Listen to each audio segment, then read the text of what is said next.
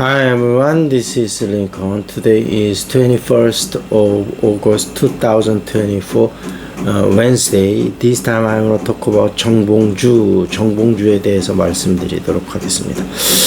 정봉주의 미래에 대한 생각인데요. 지금 이제 정봉주 의원이 처음에 최고위원 선거에서 1위를 하다가 2위로 미끄러지고 거기서 1위를 좀 올라가려는 욕심에 좀 잘못된 패착을 좀 저질렀고 그래서 결국은 6위로 낙선했는데 지금 주로 평론가들의 얘기를 보면 첫 번째로는 이번에 이분 내상이 너무 깊어서 정치계로 복귀하기는 좀 어려울 것 같다. 그래서 뭐 유튜브라든지 방송에 나오면서 앞으로 하지 않겠냐 그렇게 예상하는 사람도 있고 정봉주를 잘 아는 사람들은 다시 정계에 복귀할 거다 이렇게 예측하는 사람도 있는데 지금으로서는 어떻게 될지 정확하게 가늠은 할 수는 없습니다. 그렇지만 그 유튜브나 방송에 집중하는 경우하고 그 다음에 다시 이제 정계에 복귀하는 경우도 두 가지 시나리오가 있을 것 같아요.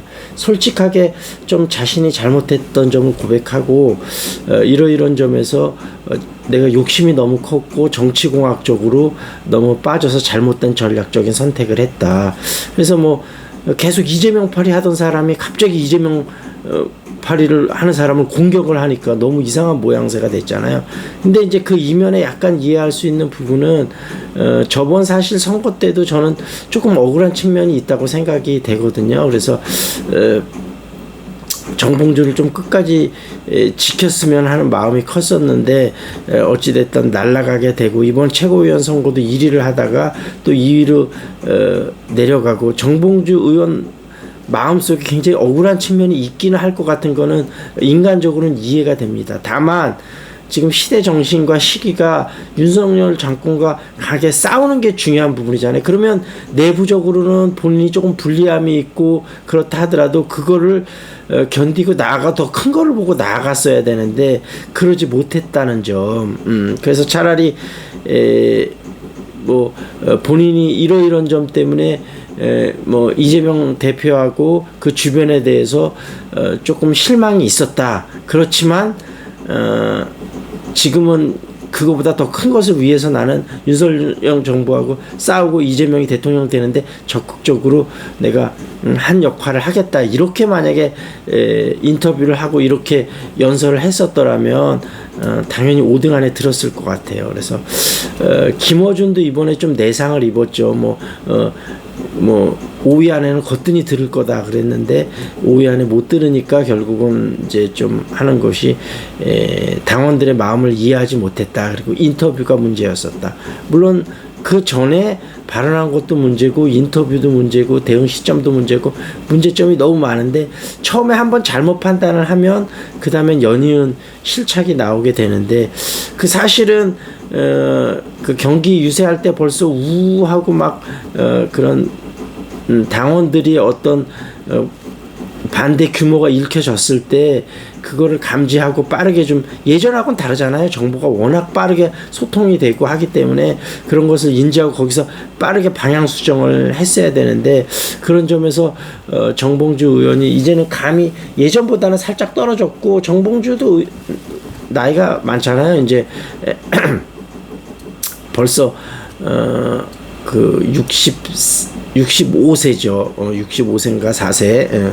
그러니까 일단은 예전의 정치 문법에 많이 익숙해진 그런 부분이고 그래서 호플리 제일 좋은 거는 저는 정계 복귀를 하는데 본인의 잘못된 선택과 잘못된 전략적 이런 부분들을 솔직하게 얘기를 하고 당원들한테 정말 상처 줘서 미안했다 이러고 정계 복귀하면 그게 제일 베스트인데 정봉주가 워낙 자괴가 강하니까 그런 부분을 할 수 있겠냐. 그래서 만약에 그런 명확한 사과 없이 시간이 지나면서 은근슬쩍 정계 복귀를 한다면 예전에 팬덤이 많이 무너졌고 지지층들한테 큰 상처를 줬기 때문에 아마 좀 원활하게 그 활동을 하는 거가 쉽지는 않을 것 같아. 그래서 그런 정봉주 성격을 알기 때문에 그렇게 얘기하는 사람들도 있고 뭐 여러 가지가 있는데 물론 뭐 여러 가지 유튜버들도 나오고 이렇게 나오지만 이재명 대표도 자기가 본인이 걱정을 한다고 하잖아요. 이제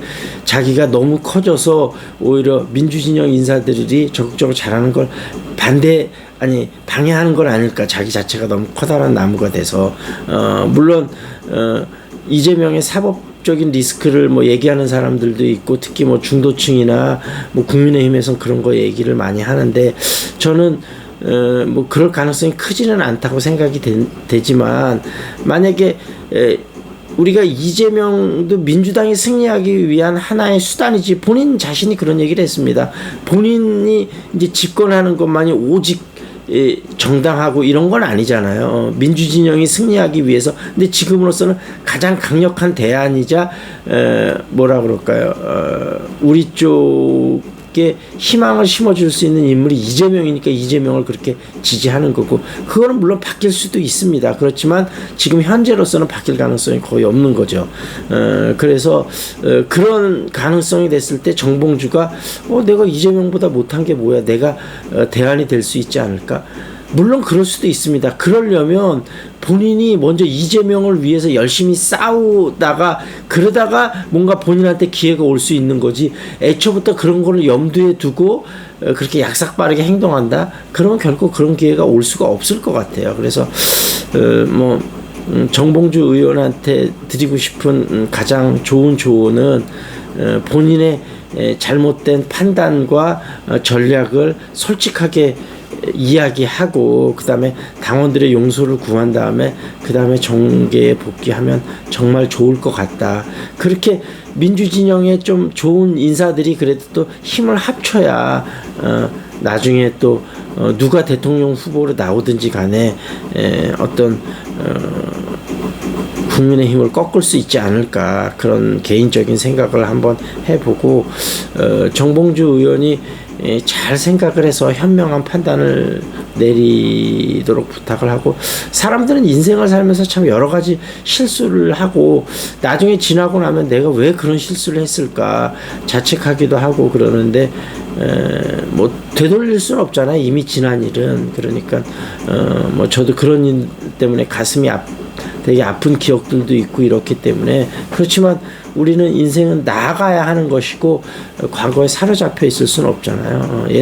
옛날에 미스테이크 한 거는 어쩔 수 없는 일이고 처절한 반성을 통해서 어떤 미래를 만들어 나가자, 이렇게 말씀드리도록 하겠습니다. 아무쪼록 정봉주 씨가 좀 현명한 선택을 해서 다시 한번 홀홀 날아가는 모습을 볼 수 있었으면 하는 개인적인 바람이 있어서 영상을 한번 찍어 봤습니다. 하여튼 어떻게 될지 좀 흥미롭게 지켜보도록 하겠습니다. 자, 여기서 마무리 짓겠습니다. That's it. This is Lincoln. See you next time.